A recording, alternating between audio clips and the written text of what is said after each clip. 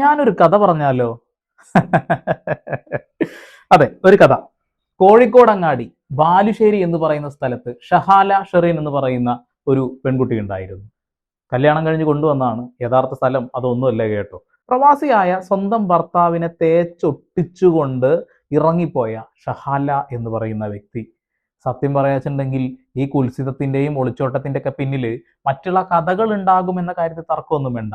നമ്മൾ പിന്നെ കഥകൾ ഡിഗ് ചെയ്തു പോകുന്ന ഒരാളായതുകൊണ്ട് ഡിഗ് ചെയ്തെത്തിയ കുറച്ച് കാര്യങ്ങൾ നിങ്ങളുടെ മുന്നിലേക്ക് എത്തിക്കാനുണ്ട്.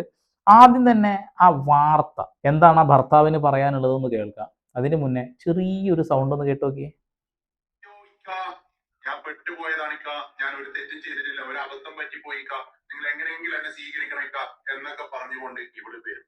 അപ്പോ സഹോദര സ്വീകരിക്കരുത്, കാരണം ഒരിക്കൽ ചാടിയത്. സഹോദര സ്വീകരിക്കരുത്. ഇത് തന്നെയാണ് എല്ലാ മനുഷ്യന്മാർക്കും പറയാനുള്ളത്. ജീവിതകാലം മുഴുവൻ കഷ്ടപ്പെട്ട് സ്വന്തം നാടിനെയും നാട്ടുകാരെയും വീട്ടുകാരെയും രക്തത്തിനെയും ഒക്കെ മറന്ന് കഷ്ടപ്പെട്ട് മണലാരണ്യങ്ങളിൽ കഷ്ടപ്പെട്ട് പണം ഉണ്ടാക്കി വീട്ടിലേക്ക് അയച്ചു കൊടുക്കുമ്പോൾ ഒരു ഉളുപ്പുമില്ലാതെ ചില ആളുകൾ, ചില സ്ത്രീകൾ അല്ലെങ്കിൽ ചില പുരുഷന്മാർ സ്വന്തം ഭർത്താവിനെയോ അല്ലെങ്കിൽ സ്വന്തം ഭാര്യയോ ഉപേക്ഷിച്ച് പോകുന്നത് നിരന്തരമായി നമ്മൾ കാണുന്നതാണ്. ലോകത്തിലുള്ള എല്ലാ മനുഷ്യന്മാരും ഒരുപോലെയല്ല, എല്ലാ പ്രവാസികളുടെ ഭാര്യമാരും എല്ലാ പ്രവാസിമാരും ഒരുപോലെയല്ല. പക്ഷേ ചില പ്രവാസിമാർക്ക് ഇത് നേരിടേണ്ടി വരുന്നുണ്ട്. നിരന്തരമായിട്ട് നമ്മൾ കേൾക്കുന്ന വാർത്തകളായിരുന്നു ഇത്. പക്ഷേ ഒരു ശമനം ഇതിന് വന്നിട്ടുണ്ടായിരുന്നു. പെട്ടെന്നൊരു ദിവസം ഒരു വാർത്ത, ഇന്നലെയാണ് ഞാൻ ഈ വാർത്ത കാണുന്നത്. പക്ഷേ എനിക്കത് ഫോളോ അപ്പ് ചെയ്യാൻ കഴിഞ്ഞില്ല. ഇന്ന് ഫോളോ അപ്പ് ചെയ്ത് കൃത്യമായ ഡാറ്റ നിങ്ങളുടെ മുന്നിലേക്ക് എത്തിക്കാൻ പോവാണ്. ആദ്യം തന്നെ പ്രവാസിയുടെ വാക്കുകൾ നമുക്കൊന്ന് കേൾക്കാം. എൻ്റെ പേര് ജയ്സൽ. ഞാൻ കിനാലൂർ ഏഴുവണ്ടി സ്വദേശിയാണ്. ഞാൻ കഴിഞ്ഞ 2 വർഷമായിട്ട് സൗദിയിൽ ജോലി ചെയ്യാണ്. ഈ കഴിഞ്ഞ 16-ാം തീയതി കാലത്ത് 11 മണിക്ക് മുതൽ എൻ്റെ ഭാര്യയും കുട്ടിയും വീട്ടിൽ നിന്ന് കാണാതായിട്ടുണ്ട്. ഇന്നേക്ക് ഏതാണ്ട് 8 ദിവസത്തോളായി. ഇതുവരെ വിവരമൊന്നുമില്ല. അന്ന് തന്നെ മിസ്സിംഗ് കേസ് ഉണ്ടായ സമയത്ത് തന്നെ ബാലുശ്ശേരി പോലീസിലും അതുപോലെ തന്നെ വടകര DYSPന്റെ നേതൃത്വത്തിലൊക്കെ പരാതി കൊടുത്തിട്ടുണ്ട്. ഇതുവരെ വിവരമൊന്നുമില്ല. എത്രയും പെട്ടെന്ന് എൻ്റെ മകനെ കണ്ടുപിടിക്കാനുള്ള ഒരു ഉദ്ദേശമാണ് എനിക്കിപ്പോൾ ഉള്ളത്. അതിന് പോലീസ് വേണ്ട രീതിയിൽ എന്നെ സഹായിക്കാനുള്ള വിശ്വാസം എനിക്കുണ്ട്. അതിൻ്റെ വേണ്ട കാര്യങ്ങൾ എത്രയും പെട്ടെന്ന് ചെയ്തിട്ട് എൻ്റെ മകൻ എവിടാന്നുള്ളത്, ഭാര്യ എവിടാന്നുള്ളത് കണ്ടുപിടിക്കാനുള്ളതാണ് എൻ്റെ ഇപ്പോഴത്തെ ആവശ്യം. ഓക്കെ, എൻ്റെ മകനെ കണ്ടെത്തുക എന്നുള്ളത് തന്നെയാണ് പ്രയോറിറ്റി. തീർച്ചയായിട്ടും ആ വാക്കിനോട് ഞങ്ങൾ എല്ലാവരും സപ്പോർട്ട് ചെയ്യുക തന്നെ ചെയ്യുന്നുള്ളതാണ്. ആ ഒരു സ്ത്രീ നിങ്ങളെ ഉപേക്ഷിച്ച് മറ്റൊരു വ്യക്തിയുടെ കൂടെ പോയിട്ടുണ്ടെങ്കിൽ തീർച്ചയായിട്ടും തിരിച്ചു വന്നു കഴിഞ്ഞാൽ നിങ്ങൾക്ക് ഒരുമിച്ച് ജീവിക്കാൻ അത്രക്ക് സുഖകരമായിരിക്കില്ല കാര്യങ്ങൾ. നിങ്ങൾ നിങ്ങളുടെ മകന് വേണ്ടി കാത്തിരിക്കുക, നിങ്ങളുടെ മകനെ സ്വീകരിക്കുക, ഭാര്യയുടെ ഇഷ്ടത്തിന് പോകട്ടെ. പക്ഷേ ഇവിടെ നിങ്ങൾ പറയുന്ന ഒരു ഭാഗമാണ് ഞങ്ങൾ കേൾക്കുന്നത്. ഇവിടെ ഭാര്യയുടെ ഭാഗം എന്താണ് എന്ന് നമുക്ക് ആർക്കും വ്യക്തതയില്ല എന്നുള്ളതാണ്. നാട്ടിലുള്ള മൊബൈൽ റിപ്പയറിംഗ് ഷോപ്പിലെ ഒരു പയ്യൻ അല്ലെങ്കിൽ അതിൻ്റെ ഓണർ, അവർക്കുണ്ട് 3 മക്കൾ എന്നാണ് അറിയാൻ കഴിഞ്ഞിട്ടുള്ളത്. അയാളുടെ ഭാര്യയെയും മക്കളെയും നോക്കാതെ നിങ്ങളുടെ ഭാര്യയെ വളച്ചെടുത്തിട്ടുണ്ടെന്നുണ്ടെങ്കിൽ അതിന്റെ പിന്നിൽ ലക്ഷ്യങ്ങൾ എന്തായിരിക്കും? അതൊക്കെ തന്നെയായിരിക്കും എന്നുള്ളതാണ്. ആ ലക്ഷ്യങ്ങൾ കഴിയുമ്പോൾ എന്ത് സംഭവിക്കും? ഡിസ്പോസിബിൾ പ്ലേറ്റോ ഗ്ലാസോ ആവാതിരുന്നാൽ വലിയ ഭാഗ്യം. അങ്ങനെ ഒരുപാട് വാർത്തകൾ നമ്മൾ നിരന്തരം കേട്ടുകൊണ്ടിരിക്കുക എന്നുള്ളതാണ്. ഇനി നിങ്ങളുടെ ഭാഗത്തു നിന്നോ നിങ്ങളുടെ വീട്ടിൽ നിന്നോ എന്തെങ്കിലുമൊക്കെ ആ ഒരു സ്ത്രീക്ക് സംഭവിച്ചിട്ടുണ്ടോ എന്നും ഞങ്ങൾക്കറിയില്ല. നിങ്ങൾ വന്ന് പറയുന്നു ഇങ്ങനെ ഒരു സംഭവം സംഭവിച്ചു എന്നുള്ളത്. തീർച്ചയായിട്ടും ഓരോ ആളുകൾക്ക് വ്യത്യസ്ത താല്പര്യങ്ങൾ ഉണ്ടാവും. അതിനനുസരിച്ച് അവർ പല വാക്കുകളും പറയുന്നുള്ളതാണ്. എന്തൊക്കെയായാലും ഒരു കാര്യത്തിൽ നമുക്ക് വ്യക്തതയുണ്ട് എന്നുള്ളതാണ്. ഭർത്താവിനെ വഞ്ചിച്ചുകൊണ്ട്, ഭർത്താവിനെ ഇഷ്ടമല്ല എന്ന് ഉറപ്പിച്ചുകൊണ്ട് ആ കുഞ്ഞുമായി ഇവിടുന്ന് കടന്നു കളഞ്ഞത് അത്രക്ക് നല്ല പ്രവണതയില്ല എന്നുള്ളതാണ്. നമുക്ക് എന്തായാലും വിസാൽ മീഡിയ ഈ വിഷയത്തിൽ കൃത്യമായിട്ടൊരു അന്വേഷണം നടത്തിയിട്ട് ഒരു വീഡിയോ ചെയ്തിട്ടുണ്ട്. അതൊന്നും കൂടി കാണാൻ കേട്ടോ. ആ സമയത്ത് ഭർത്താവ് ഗൾഫിലായിരുന്നു. ഭർത്താവ് ഗൾഫിൽ നിന്ന് വരികയാണെന്ന് അറിഞ്ഞിട്ടാണ് ഈ യുവതി പോയിട്ടുള്ളത്. കൂട്ടിയത് 13 പവൻ സ്വർണ്ണാഭരണങ്ങളും ഡ്രസ്സൊക്കെ എടുത്ത് പ്ലാനഡ് ആയിട്ട് പോയ യുവതിയാണ്. ബാങ്കിൽക്കാണെന്ന് പറഞ്ഞ്, കനറ ബാങ്കിൽക്കാണെന്ന് പറഞ്ഞിട്ടാണ് ഭർത്താവിൻ്റെ വീട്ടുകാരോട് പറഞ്ഞിട്ടാണ് വീട്ടിൽ നിന്ന് ഇറങ്ങിയത്. അപ്പോൾ അത് മുൻകൂട്ടി പ്ലാനാണ്. കാരണം ഭർത്താവ് ഗൾഫിൽ നിന്ന് വരുന്നുണ്ട് എന്ന് അറിഞ്ഞിട്ട് പോയതാണ്. ഒരാളും ഒരു വീട്ടിൽ നിന്ന് ഒരു ഭാര്യ വീട്ടിൽ നിന്ന് ഇറങ്ങിപ്പോകണമെന്നുണ്ടെങ്കിൽ ആ വീട്ടിൽ നിർബന്ധമായിട്ടും പ്രശ്നങ്ങൾ ഉണ്ടായിട്ടുണ്ടാവും. ഭർത്താവിൻ്റെ വീട്ടിൽ പറഞ്ഞാൽ ഞങ്ങൾ തമ്മിൽ പ്രശ്നങ്ങളില്ല എന്നാണ്. അതെന്തായാലും പച്ചക്കള്ളമാണ്. ഒരു പ്രശ്നവും ഇല്ലാതെ ഒരു ഭാര്യ വീട്ടിൽ നിന്ന് ഇങ്ങനെ ഇറങ്ങി പോവില്ല.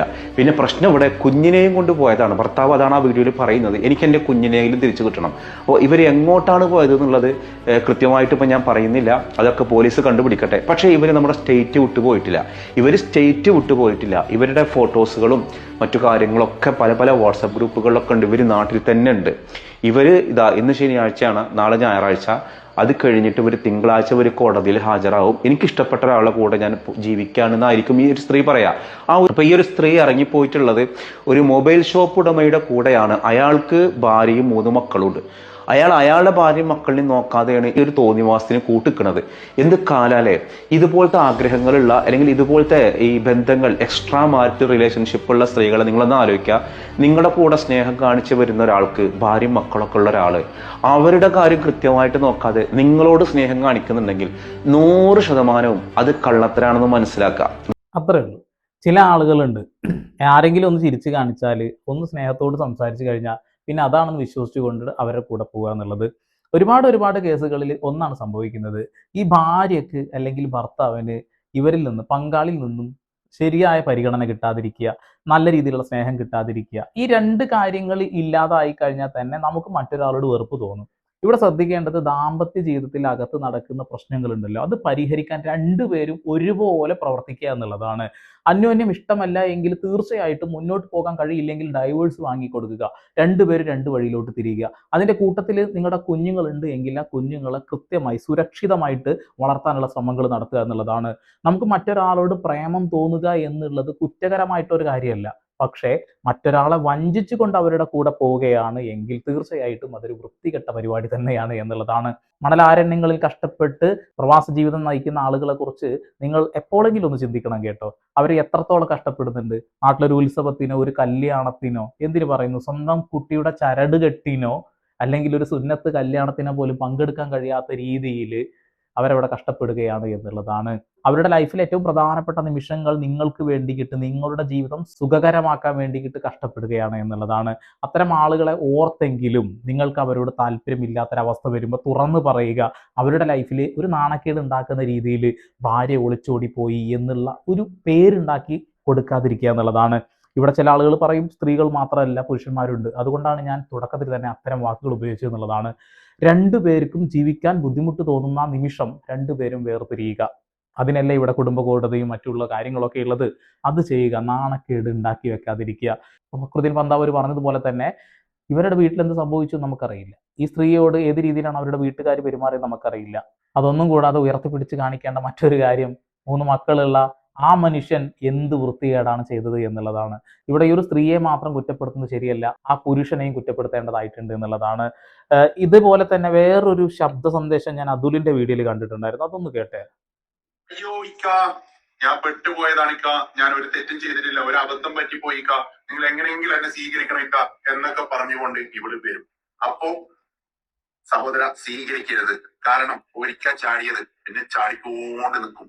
അതുകൊണ്ടാണ് ഞാൻ പറയുന്നത്. ഇപ്പൊ നിങ്ങൾ ഒരു പോസ്റ്റ് ഞാൻ കണ്ടു, ഇവന്റെ ഫോട്ടോ വെച്ചിട്ട് ഇവിടെ ഒളിച്ചോടി പോയത്. ഞാൻ ഒരുപാട് ആളുകൾ ഇന്നലെ വീഡിയോയുടെ സമയത്ത് പല ആളുകളും പറയുന്നത് കേട്ടു, അയ്യോ ഇവര് പിന്നെ ചാടിപ്പോയതല്ല, ഇവള് ഒളിച്ചോടി പോയതല്ല, ഇവള് അവന്റെ കൂടെ പോയതല്ല, അവിടെ എന്തെങ്കിലും മിസ്സിംഗ് ആയിരിക്കോ, തട്ടിക്കൊണ്ട് പോയതായിരിക്കോ, നീയാണോ കോടതി, നീയാണോ നിയമം എന്നൊക്കെ പറഞ്ഞുകൊണ്ട് പല ആൾക്കാരും പറയുന്നത്. അല്ല, ഇവന്റെ കൂടെയാണ് ഇവിടെ ഒളിച്ചോടി പോയത്. ഇവൻ ഒരു മൊബൈൽ ശരിയാക്കും മൊബൈൽ ഷോപ്പ് കടക്കാരനാണ്.